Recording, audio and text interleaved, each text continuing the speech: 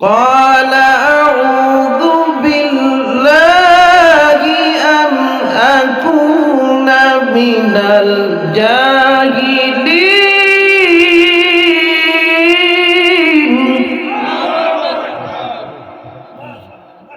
قالوا ادع لنا ربك يبين لنا ما هي قال إنه يقول إنها بقرة لا فارض ولا بكر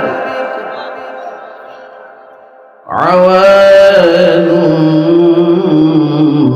بين ذلك فافعلوا ما تؤمرون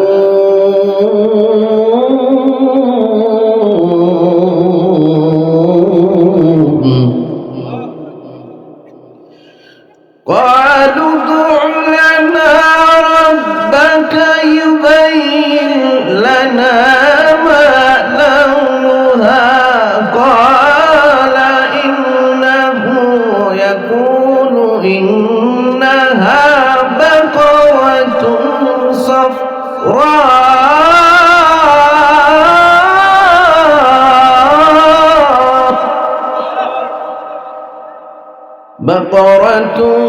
صفراء فاقع لونها تسر الناظرين قالوا ادع لنا ربك يبين لنا ما هي إن البقرة شابه علينا وإنا إن شاء الله لمهتدون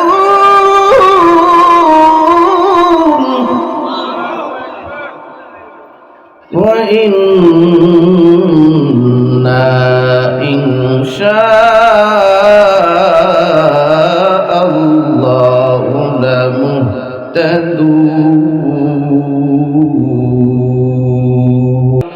হযরতে উসাইদ ইবনে হুযাইর রাদিয়াল্লাহু তাআলা আনহু তিনি বলেন, একবার রাতের বেলায় আমি সূরাতুল বাকারা তেলাওয়াত করতেছিলাম, এমন সময় আমার পাশে বান্দা ঘোড়াটা লাফালাফি শুরু করে দেয়।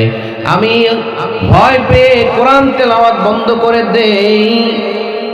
আবার যখন তেলাওয়াত শুরু করি, ঘোড়াটা আবার লাফানো শুরু করে দেয়। আমি চিন্তা করলাম, ঘোড়ার পাশেই আমার সন্তান শিশু বাচ্চাটা ঘুমায় আছে, ঘোড়ার পায়ের আঘাত যদি আমার সন্তানের গায়ে লাগে ক্ষতি হবে। এজন্য তেলাওয়াত বন্ধ করে দিয়ে সন্তানকে কোলে নিলাম। আসমানের দিকে তাকায় দেখলাম একটা উজ্জ্বল আলোর ঝলকানি উপরের দিকে উঠে যাইতেছে। নবী মুহাম্মদুর রাসূলুল্লাহ সাল্লাল্লাহু আলাইহি ওয়াসাল্লামের কাছে ঘটনা ব্যক্ত করলাম। ওগো দয়ার নবী,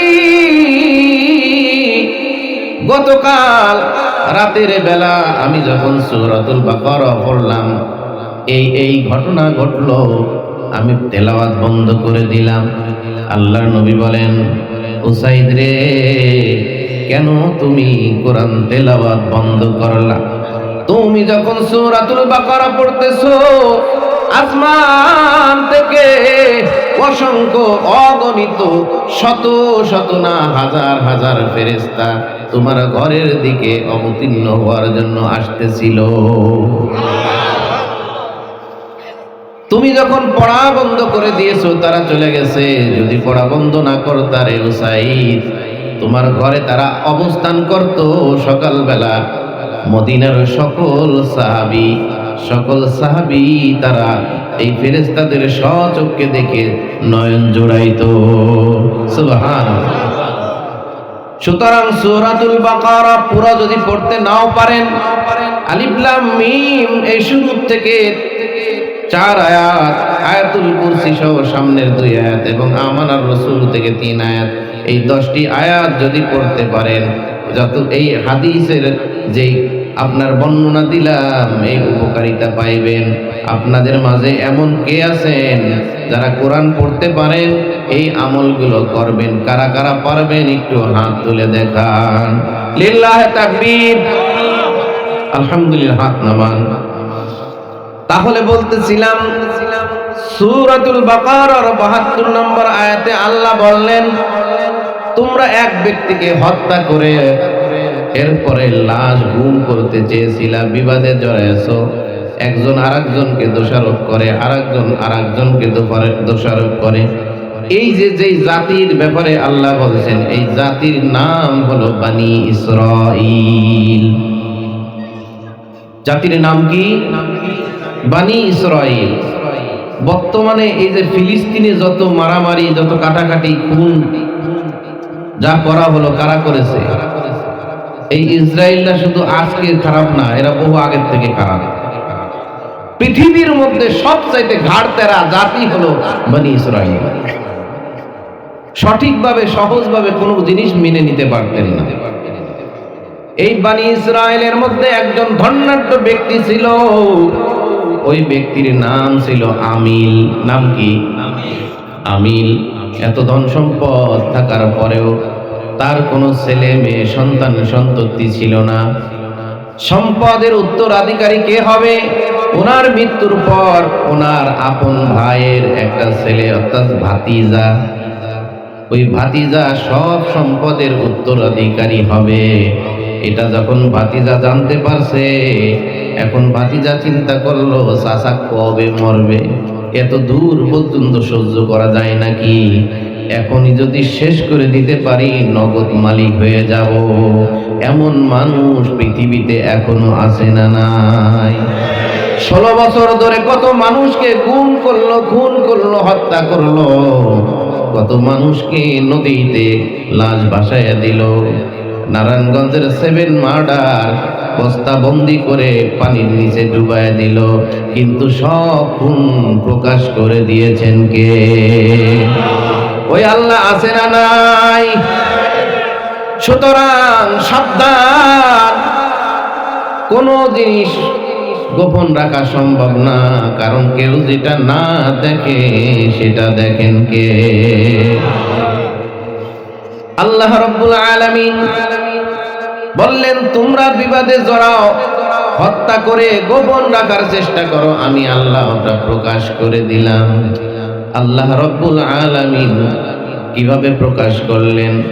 আমি শুরুতে যেখান থেকে তেলাওয়াত করেছিলাম, এই সূরার 67 নম্বর আয়াত, আল্লাহ রাব্বুল আলামিন বলেন, وَإِذْ قَالَ مُوسَى لِقَوْمِهِ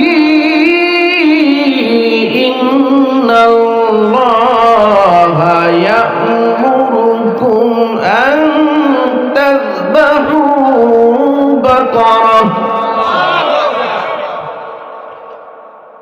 বনি ইসরায়েলের মধ্যে আমিল নামক ব্যক্তিকে চাচাতো ভাই, আপনার ভাতিজা, হত্যা করে যখন লাশ পাশের গ্রামে, শহরের পাদদেশে রাস্তার মধ্যে লাশটা রাতের বেলা ফেলে দিলেন, সকালবেলায় নিজেই ওই হত্যার বিচার দাবি করলেন।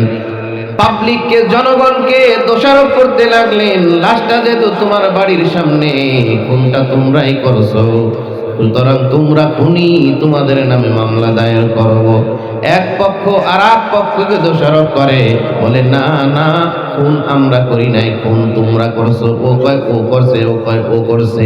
এলাকার মধ্যে কিছু খারাপ লোক, মার্ক করা লোক থাকে, কিছু চুরি হইলেই কয় অমুক লোকটা চোর, ওরে আগে ধর।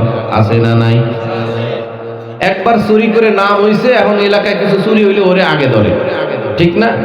ঠিক তেমনি ভাবে যখন এই খবর ছড়ায় গেল, সবাই খালি মন্তব্য করে এই খুন অমুকে করতে পারে, আর যখনই তার নাম কয় সে জিতে যায়, সে মারামারি কাটাকাটি অবস্থা হয়ে গেল। একজন মুরব্বী বলতেছে, জ্ঞানজাম কোনো যুগের দরকার নাই, নবী মুসা পয়গম্বরের কাছে চলো, তিনি একটা সুরাহ করে দিতে পারবেন। নবী মুসার কাছে চলে গেলে বলতেছে, ও মুসা পয়গম্বর, বিপদে পড়ে গেছি, একটা হত্যাজনিত ঘটনা নিয়ে কোন্দল শুরু হয়ে গেছে। কে বা কারা খুন করছে জানি না, সবাই খালি সবাইকে দোষারোপ করে। আপনি আপনার আল্লাহর কাছে একটু আবেদন জানাইয়া জেনে নেন এই খুনটা কে করেছে, খুনি কে। মুসা আলাইহিস সালাতু ওয়াস সালাম আল্লাহর সঙ্গে যোগাযোগ করার পর জানায় দিলেন, ওয়াইজ ক্বালা মুসা লিকওমিহি, মুসা আলাইহিস সালাম তার কওমের লোকদের জানায় দিলেন, ইন্নাল্লাহা ইয়া'মুরুকুম আন তাযবাহু বাকারা। মুসা আলাইহিস সালাম বললেন, ওই কওমের লোকজনেরা, আল্লাহ রাব্বুল আলামিন বলেছেন তোমরা একটা গাবী জবেহ করো। কি জবেহ করো? এরা চাইছে কি? খুনিকে। আর আল্লাহ বললেন কি? গরু জবেহ করো। গরু জবেহের সাথে খুনের কোনো সম্পর্ক আছে? আছে? কিন্তু না থাকলে তো আর আল্লাহ বলেন নাই, ঠিক না?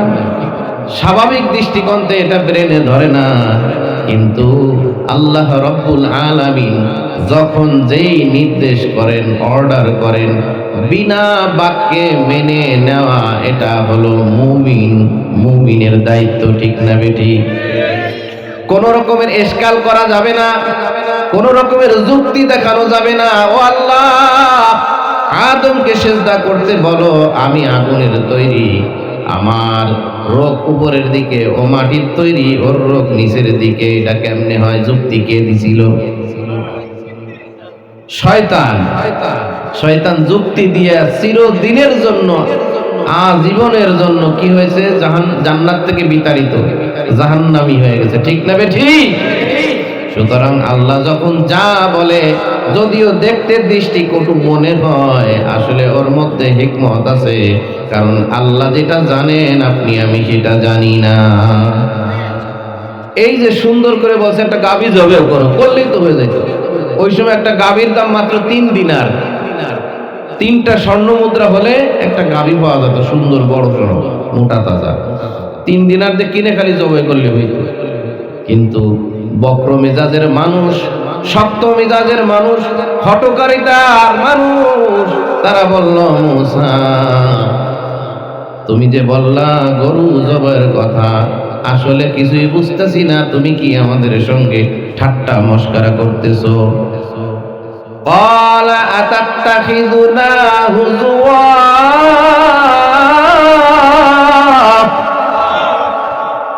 মুসা, তুমি কি আমাদের সঙ্গে ঠাট্টা করো? আমরা বললাম খুনি কে আল্লাহর কাছে জানার জন্য, তুমি বলো গরু জবেহ করো। আল্লাহ ইচ্ছা করলে সরাসরি হত্যাকারীর নাম বলে দিতে পারতেন কিনা? আল্লাহ পারতেন, কিন্তু আল্লাহ সরাসরি বললেন না। গরু কেন জবেহ করতে বললেন? তাফসিরে মাজহারি, তাফসিরে ইবনে মাজাহ, তাফসিরে মারিফুল কোরআন, 3-4টা তাফসির ঘেটে দেখলাম, তাফসিরের মধ্যে আসছে আল্লাহ তাআলা কেন গরু জবাই করতে বলছে, এর মধ্যে 2টা হিকমত আছে। কয়টা? জোরে বলেন। 2টা হিকমত। 1 নাম্বার, আল্লাহ যদি বলতেন অমুকে হত্যা করছে জানায় দাও, মুসা বলার সঙ্গে সঙ্গে, পয়গম্বর বলার সঙ্গে সঙ্গে আরো গেঞ্জাম মারামারি বেড়ে যাইতো। এ মুসা, তুমি কেমনে বললা হত্যা করেছে, প্রমাণ কি? মুসা আলাইহিস সালাতু ওয়াস সালামের পক্ষে এক গ্রুপ যাইতো, তাদের পক্ষে এক গ্রুপ যাইতো, আরো হানাহানি মারামারি কাটাকাটি বাড়তো। এজন্য আল্লাহর হিকমত গরু জবাই করতে বলছে। এই গরু দিয়াই মৃত্যুর রহস্য উদ্ঘাটন হইলে মানুষ বিশ্বাস করবে যে না আসলেই সত্য। 1 নম্বর হিকমত। নাম্বার 2, মুসা আলাইহিস সালাতু ওয়াস সালাম যখন তুর পাহাড়ে যাইতেন, মাঝে মাঝে 40 দিনও ওখানে অবস্থান করতেন। এই ফাঁকে ওনার অবর্তমানে দায়িত্ব পালন করতেন হারুন আলাইহিস সালাম। তো মুসা আলাইহিস সালাতু ওয়াস সালাম একবার 40 দিনের জন্য গেছে, প্রায় 80 দিন হয়ে যায়, আসে না। কওমের মধ্যে কিছু ঘাড় তেরা বনি ইসরায়েলের মানুষ ছিল, তারা বলে মুসা পয়গম্বর মনে হয় পলাইছে। বলেন নাউজুবিল্লাহ, তিনি মনে হয় আর আসবেন না। এদিকে আপনার সাবেরি নামে এক ব্যক্তি স্বর্ণ দিয়ে একটা গরুর মূর্তি বানায় এবং গরুর পূজা শুরু করে দেয়। অনেক মানুষ যখন বলল এটা আবার তুমি কি শুরু করছো, করে আরে মুসা এবং হারুনের খোদা, তিনি তার পাওয়ার কমে গেছে, তিনি নাই। বলে নাউজুবিল্লাহ, বলে মুসা এবং হারুনের খোদা এই গরুর মধ্যে চলে আইছে। নাউজুবিল্লাহ বলে। সুতরাং গরুকে সিজদা করো, গরুকে পূজা করো। সব মানুষ যখন জড়ো হয়ে গেছে, গরুটা যখন দেখতেছে, জাদু জানতো, এক মুঠ বালু পড়িয়া গরুর মানে গাল দিয়ে ভিতরে ঢুকাই দিছে, সাথে সাথে গরু ভিতর থেকে আওয়াজ দেয়, হাম্বা। স্বর্ণের গরুকে হাম্বা কয়। এখন কিছু মানুষকে তা হতে পারে, খোদা মনের মধ্যেই আইছে। নাউজুবিল্লাহ বলে। এরপর থেকে ওরা গরুরে সম্মান করত, পূজা করত। গরুকে ওরা জবাই করাটা একটা পাপ মনে করা শুরু করত, যেমনটি মনে করে ভারতের হিন্দুরা। ঠিক না বেঠি? গরুর দুধের চাইতে গরুর চনার দাম বেশি। গরু চনাইতেছে আর খাইতেছে, মুখ ধুইতেছে, কাষ্টা একবার নিকৃষ্ট, কোন ঘৃণা বলতে ওদের নাই। ঠিক না বেঠি? যখন এটা আস্তে আস্তে আস্তে আস্তে প্রচার হইতেছে, আল্লাহ তাআলা গরু জবাই করার নির্দেশ করার হিকমত হলো, ওরা যেই জিনিসকে সম্মান করত, পূজা করত, আল্লাহ বুঝাই দিলেন আমি আল্লাহর বিধান মতে গরু পূজা করা যায় না, গরু হলো জবাইয়ের যোগ্য। এজন্য আল্লাহ গরু জবাই করতে বলেছেন। মুফাসসিরিনগণ লেখেন। যাই হোক, বলে দিছে জবাই করার জন্য একটা গরু কিনে জবাই করলেই হয়তো, কিন্তু তারা তা করে না। মুসা আলাইহিস সালাতু ওয়াস সালামের কাছে আবার বলে, قالوا ادع لنا ربك يبين لنا ما هي।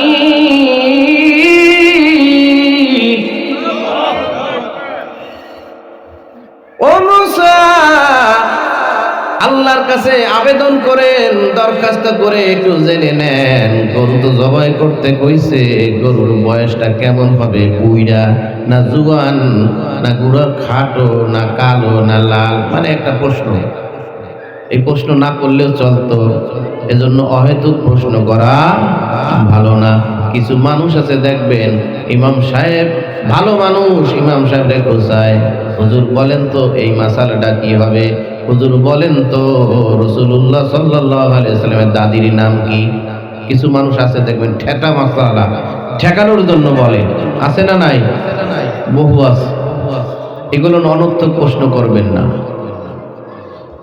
মুসা আলাইহিস সালাতু ওয়াস সালামকে জানায় দিলেন। মুসা পয়গম্বর বললেন, ক্বালা ইন্নাহু ইয়াকুলু ইন্নাহা বাকারাতুল লা ফারিদুন ওয়ালা বিকর। মুসা আলাইহিস সালাম জানায় দেন, ও কওমের লোক, ও আমার কওম, আল্লাহ বলেছে গরুটা এত বৃদ্ধাও হবে না যে বাচ্চা দিতে পারে না, আবার এত বাচ্চাও হবে না যে বাচ্চা দেওয়ার মতো যোগ্য হয় নাই, বরং মধ্যম বয়সের একটা গরু জবাই করবা। যত প্রশ্ন তত কঠিন হইতেছে আস্তে আস্তে। যাক, এখন যেটুক প্রশ্ন করে পাইছে তাও পাওয়া সম্ভব। ঠিক না বেঠি? অ্যাভেলেবেল পাওয়া যায়, কিন্তু এতটুকুতে ক্ষান্ত না। এরপর মুসা আলাইহিস সালাতু ওয়াস সালাম জানায় দিলেন, ফাফআলু মা তুমারুন,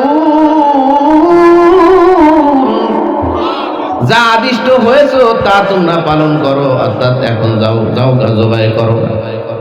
কাম হয় না, আরো প্রশ্ন করে, আবার প্রশ্ন করে, আবার বলে, قالوا ادع لنا ربك يبين لنا ما لونها। আবার বলতেছে, মুসা আল্লাহর কাছে দরখাস্ত করে একটু জেনে নেন গরু বয়স জানলাম, গরুর গায়ের রংটা কেমন, কারণ কোন গরু আন্দাজে কিনবো আল্লাহ যদি কবুল না করে। কালো আছে, সাদা আছে, সাদা কালো মিশ্রিত আছে, লাল কালো মিশ্রিত আছে, কত রকমের গরুই তো পাওয়া যায়। কোন কালারের গরু আল্লাহর কাছ থেকে জেনে নেন। এবার মুসা আলাইহিস সালাম জানায় দিলেন, قال إنه يقول إنها بقرة صفراء।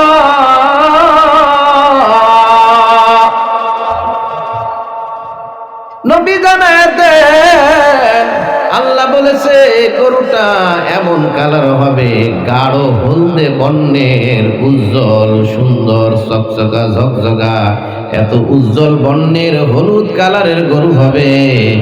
ফাকিউল লাউনুহা তাসিরুন নাজিরিন। এত উজ্জ্বল, এত সুন্দর আনকমন কালার, হলুদ কালারের গরু কিন্তু অ্যাভেলেবেল পাওয়া যাবে না। হলুদ রঙের গরু দেখছেন, গাঢ় হলুদ, লাল আছে, কালো আছে, সাদা আছে, লাল কালো দুই কালারের হয়, কিন্তু গাঢ় হলুদ নাই। এখন যেই জিনিস নাই সেই জিনিস আল্লাহ বলতে পারে? অবশ্যই কোনো না কোনো জায়গায় একটা হলেও আছে, এজন্যই আল্লাহ বলছে। দেখেন প্রশ্ন যত তত কঠিন হইতেছে তাদের জন্য। এখন জানায় দিলেন, ফাকিউল লাউনুহা তাসুরুন নাজিরিন, এমন গরু যে দর্শকরা তাকাইলে দেখলে তাদের অন্তরটা জুড়ায়া যায়, এত সুন্দর গরু হতে হবে। যাক, এইটুকু ক্ষান্ত থাক, এখন যা জবে গ, তাও কাম হয় না, আরো প্রশ্ন করে, আরো প্রশ্ন করে। قالوا ادع لنا ربك يبين لنا ما هي إن البقرة شابه علينا।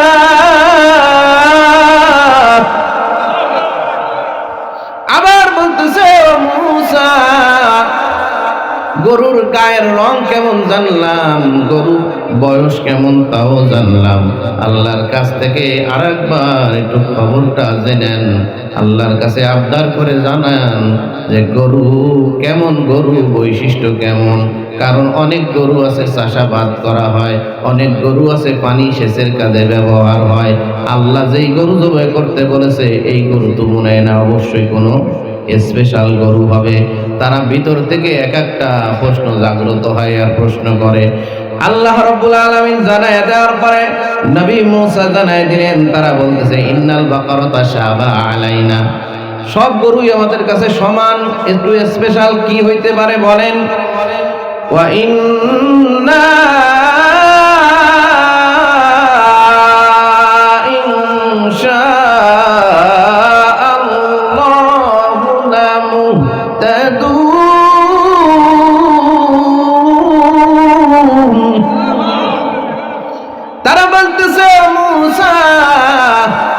তুমি একটু বৈশিষ্ট্যগুলো জানায় দাও, আল্লাহ যদি ইচ্ছা করেন তাহলে লামুহতাদুন, আমরা সঠিক পথের দিশা পাইয়া যাব, অর্থাৎ সঠিক গরুর সন্ধান পেয়ে যাব।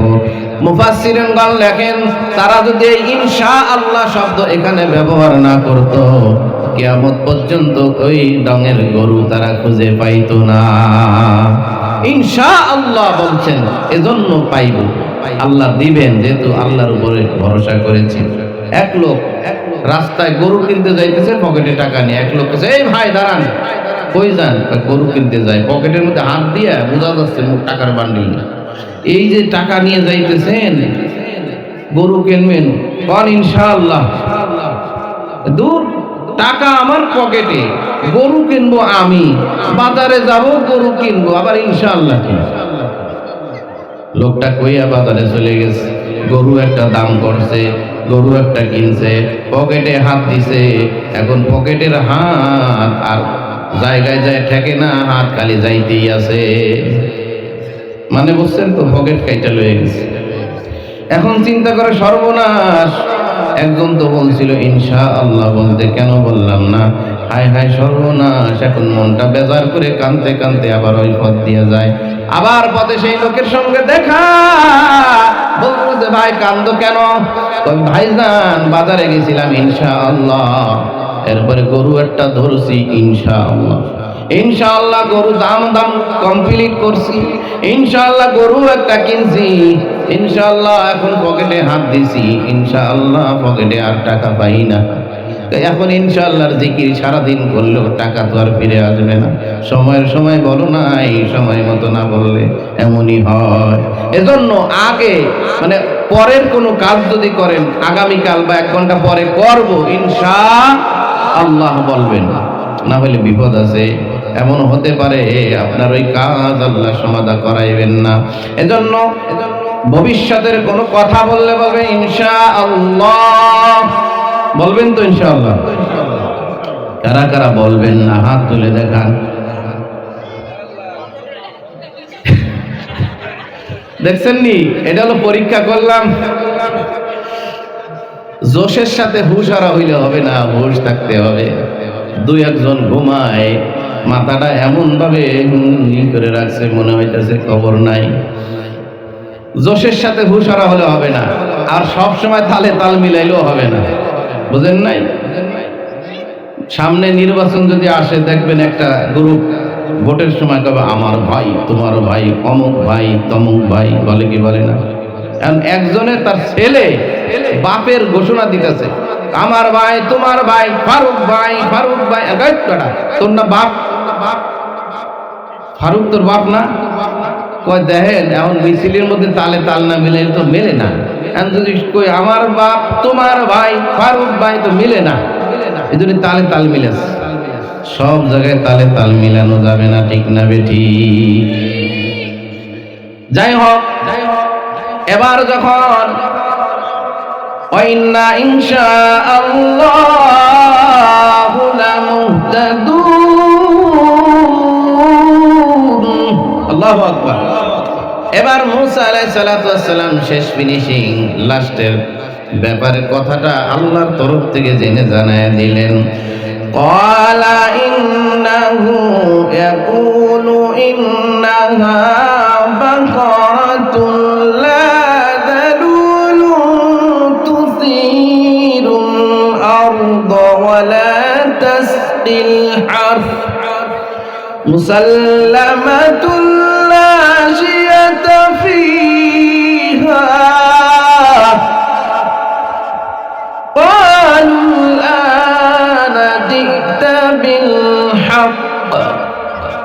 মুসা আলাইহিস সালাম বললেন, কওমের লোকেরা, তোমরা এমন একটা গরু জবে করবা যে গরু হবে সুটম, স্বাস্থ্য সুন্দর, নিখুঁত, কোনো খুঁত নাই, কান কাটা নাই, লেজ কাটা নাই, শিং ভাঙা নাই, একদম নিখুঁত গরু হতে হবে। আবার বলতেছে ওয়ালা তাসকিল হারস মুসাল্লামাতুল লা শিয়াতা ফিহা, এমন গরু হতে হবে যে গরু দিয়ে কোনোদিন চাষাবাদ করানো হয় নাই, এমন গরু হতে হবে যে গরু দিয়ে কোনোদিন পানি শেষ কাজ ব্যবহার করা হয় নাই। এখন কি কঠিন হয়েছে না আরো সহজ হয়েছে গরু পাওয়া? কঠিন হয়েছে। কেন? বারবার প্রশ্ন করার কারণে। এখন তারা চিন্তা করতেছে এতক্ষণে আসল কথা পাইলাম। এখন তারা বলে কলুল আনা জিতা বিল হক, পয়গম্বর এতক্ষণেই তো তুমি সঠিক কথাটা আমাদের কাছে পৌঁছাই দিছো। যাক, এখন তারা গরু খোঁজাখুঁজি শুরু করছে। বনি ইসরায়েলের লোকেরা গরু খোঁজাখুঁজি করতেছে, আমরা ততক্ষণে ওই জায়গায় যাই যেই জায়গায় আল্লাহ এই গরু রাখছে। যাবেন আমার সাথে ইনশাআল্লাহ? ওরা গরু খুঁজতে থাকুক, আমরা গরু যেখানে আছে ওখান থেকে একটু ঘুরে ঘুরে আসি। তাফসীর গ্রন্থে আসছে, বনি ইসরায়েলের এক লোক ছিল খুব দিনদার, আল্লাহওয়ালা, তার স্ত্রীও ছিল আল্লাহওয়ালা, তাদের একটা সন্তান, ছেলে সন্তান। তারা গাভীর দুধ দহন করে করে বাজারে বিক্রি করে সংসার চালাইতো। ওই গাভীর থেকে একটা বাছুর হয়, ঘটনাক্রমে আল্লাহওয়ালা ব্যক্তিটা অনেক অসুস্থ হয়ে গেলে গাভীটা বিক্রি করে চিকিৎসার কাজে ব্যবহার করে, কিন্তু আস্তে আস্তে আস্তে আস্তে ওই লোকটা আস্তে আস্তে দুর্বল হয়ে যাইতেছে। উনি বুঝতে পারলেন আর আমি বেশি দিন বাঁচবো না। উনি চলে গেলেন জঙ্গলের দিকে, ওই বাছুরটারে নিয়ে জঙ্গলের দিকে দিয়া আসমানের মালিকের দিকে হাত উঠায় বলে, ও ইব্রাহিমের মালিক,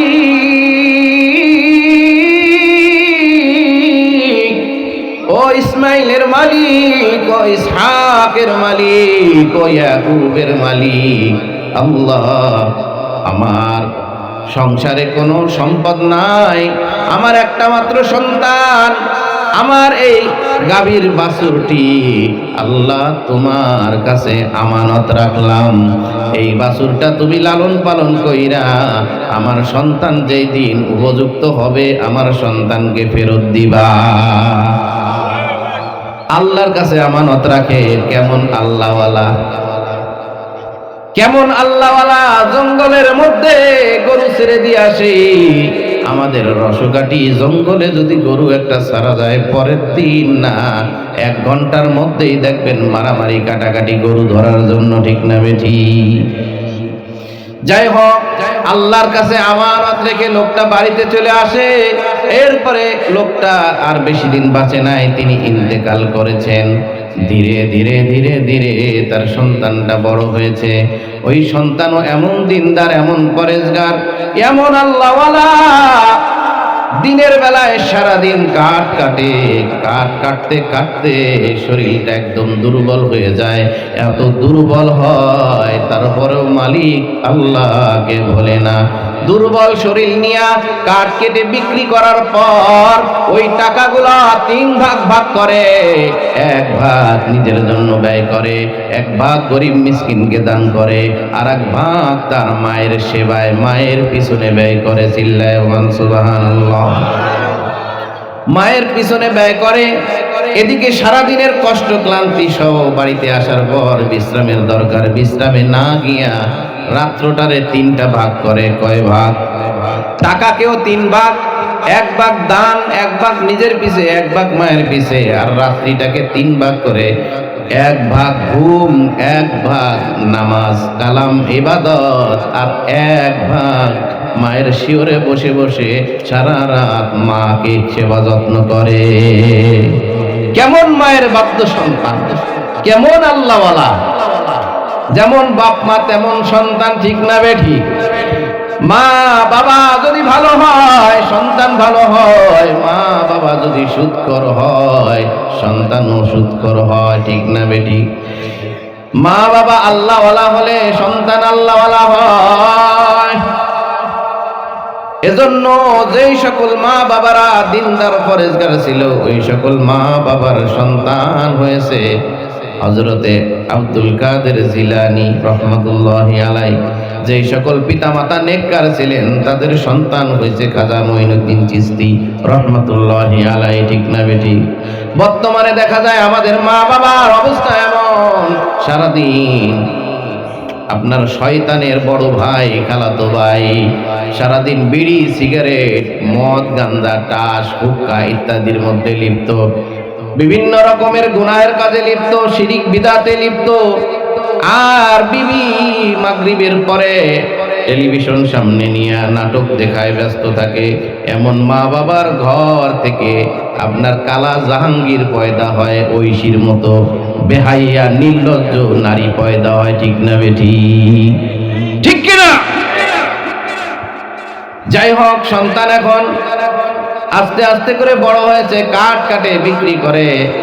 মার সহ্য হয় না, আরে আমার সন্তান সারাদিন কাঠ কাটে কষ্ট করে, আমার সন্তান এত কষ্ট, গরিব, আমার সন্তানটার জন্য ওর বাবা যে গরুটা রাখছে ওই গরুটার ব্যবস্থা করি।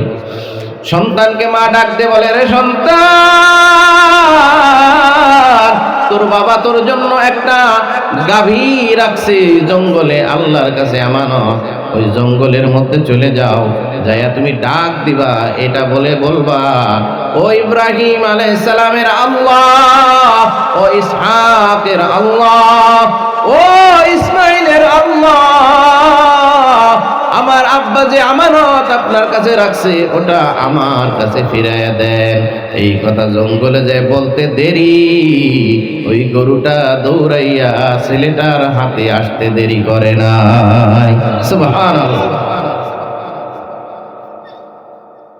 या इलाही तू मेरा माबूद है, या इलाही तू मेरा माशूक है, या इलाही मुझसे मुझको दूर कर, ताकि देखो मुझ में तुझको एक नजर। ছেলেটা যখন ডাক দিছে গরুটা পাশে এসে দাঁড়ায় আছে। এখন বলতে পারেন, প্রশ্ন হতে পারে, গরু যে জঙ্গলে বড় হলো ওই গরু তো অন্য মানুষ ধরে নিয়ে যাওয়ার কথা, যেহেতু আল্লাহ তাআলা নিজেই জিম্মাদার, আল্লাহ যেহেতু দায়িত্ব নিছে, আল্লাহ ওই গরুর মধ্যে এমন পাওয়ার দিছে কোনো মানুষ গরুকে ধরতে পারে না, কাছে গেলে দৌড়ায় চলে যায়, কেউ শিকারও করতে পারে না। কিন্তু যার জন্য আল্লাহ আমানত রাখছে সে যখন নিজে ডাক দিছে গরু দৌড়াইয়া তার কাছে চলে আসছে, গর্দানের মধ্যে হাত দিছে, এখন গরু হাঁটা শুরু করছে। ছেলেকে গরু ডাক দিয়ে বলে, আল্লাহ গরুকে জবান দিলেন। গরু বলতেছে, রে সন্তান তুমি কেন হেঁটে যাবা কষ্ট করে, তুমি আমার পিঠে উঠে বসো, আমি তোমাকে পিঠে করে নিয়ে যাই। এবার ওই সন্তান বলে, না না, আমি যে তোমার পিঠে উঠবো আমার মা তো সেটা বলে নাই, আমার মা বলছে তোমার গর্দান ধরে নিয়ে যাইতে, আমি আমার মায়ের অবাধ্য হতে পারবো না। চিল্লায়া বলুন সুবহানাল্লাহ। যখন এ কথা বলছে গরু বলতেছে, রে সন্তান আমি তো তোমারে পরীক্ষা করলাম, তুমি যদি আমার পিঠে চড়তা মায়ের হুকুম অমান্য করে আমাকে কোনোদিন তুমি পাইতা না। গরুকে নিয়ে মায়ের কাছে চলে গেছে। মা গো, এই যে আব্বার রেখে যাওয়া সেই গরু আমি নিয়ে আসছি। মা বলতেছে, বাবা আগামীকাল বাজারে যাই বিক্রি করবা। সন্তান বলতেছে, মা কত টাকা বিক্রি করবে? বাবা 3 দিনারে বিক্রি করে। তবে যদি কেউ বেশি টাকা বলে বলবা আমার মার অনুমতি ছাড়া আমি বেচবো না। আচ্ছা, বাজারে চলে গেছে।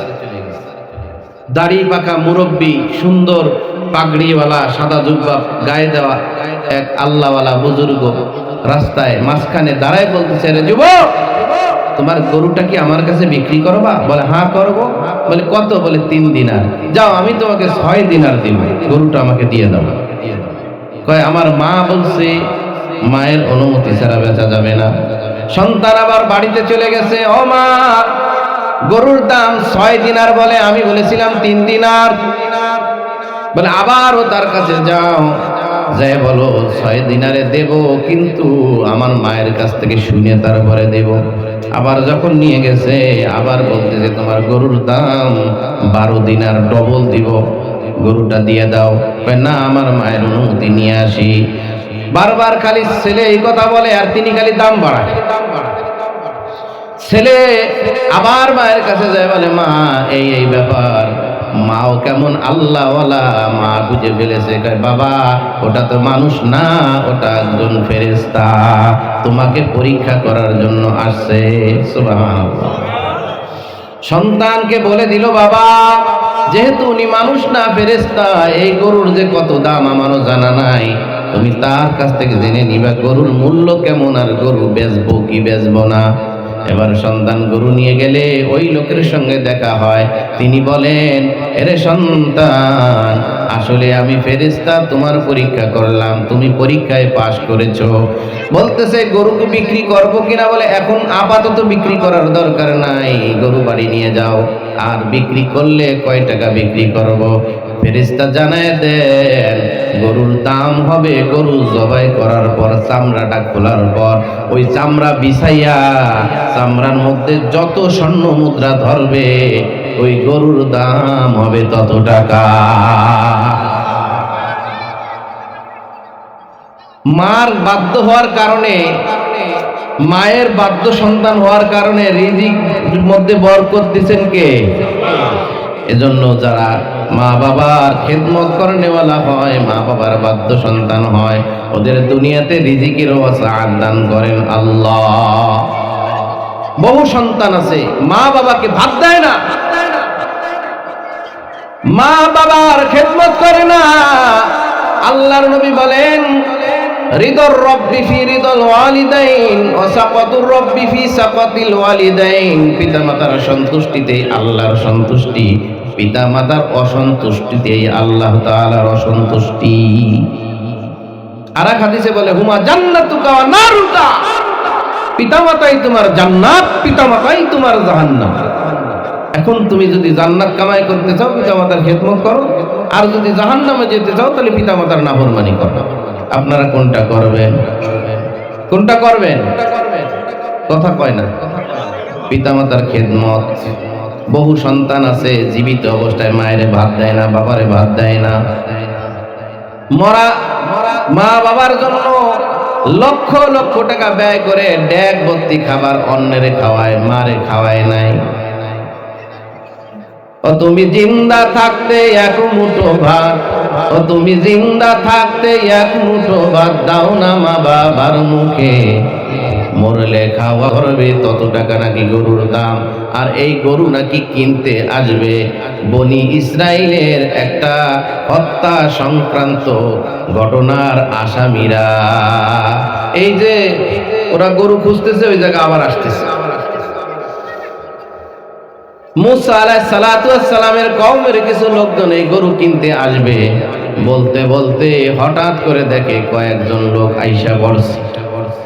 আইসা কয়, এই তো সেই গরু, এই যে যেই গরুর বর্ণনা, এই তো সেই হলুদ গরু। ভালো করে দেখ, কেউ পাও দেখে, কেউ লেজ দেখে, কান দেখে, নিখুঁত। আসলে নিখুঁত, কোনো সমস্যা নাই, সুস্বাস্থ্য পরিপাটি গরু, সুন্দর সুটম দেহ, একদম এ টু জেড পুরাটায় গাঢ় হলুদ বর্ণের, সূর্যের আলো যেন ঝলক মারতেছে, এত সুন্দর গরু। বলতেছে, এই গরুর মালিককে? যুবক বলে, আমি। বলে, গরুটা আমাদের কাছে বিক্রি করে দাও। বলে, হ্যাঁ বিক্রি করবো। বলে, দাম চাও কত? বলে, আমার এই গরুর দাম জবাই করার পরে চামড়াটা মাটিতে বিছানোর পর পুরো চামড়ার মধ্যে যত স্বর্ণ মুদ্রা ধরবে তত। প্রশ্ন করতে করতে এমন হয়েছে, 3 দিনারের গরু আর কোটি কোটি দিনার দিয়ে কিনা লাগতেছে। এই কৌশল কে করেন? আল্লাহ করেন। কেন করলেন? আল্লাহর সঙ্গে হটকারিতা চলে না। আল্লাহ যেভাবে বলে সেভাবে করে নাই। এজন্য মাত্র 3 দিনার দিয়ে গরু কিনলে হইতো, এখন লক্ষ লক্ষ কোটি কোটি দিনার দিয়ে গরু কিনতে বাধ্য। কারণ এই গরু না নিলে হত্যাকারীকে পাওয়া যাবে না। গরু কিনে নিয়েছে। গরু কেনার পর এবার গরুটা জবেহ করবে। আল্লাহ রাব্বুল আলামিন জানায় দিলেন, তোমরা এই গরু জবেহ করার পর ওটার থেকে একটা অংশ, কেউ কেউ লেখছে গোস্তর টুকরা, কেউ লেখছে হাড্ডি, কিন্তু সঠিক বর্ণনা কোরআন এবং হাদিসে পাওয়া যায় না। এজন্য আমরা সঠিক যেটা নাই আমরা যে বলে দিলাম গোস্তর টুকরা, এটা দরকার নেই। ওই গরুর কোনো এক অংশ দিয়া যেই ব্যক্তি মারা গিয়েছিল ওই ব্যক্তির লাশের উপর যাইয়া ওই টুকরাটা যখন টাচ করছে, সঙ্গে সঙ্গে লোকটা জীবিত হয়ে গেছে। সুবহানাল্লাহ। জীবিত হয়ে যায় লোকটা বলতেছে, আমাকে যিনি হত্যা করেছে সে হলো আমার আপন ভাতিজা অমর। কেউ যেটা জানে না সেটা জানে কে?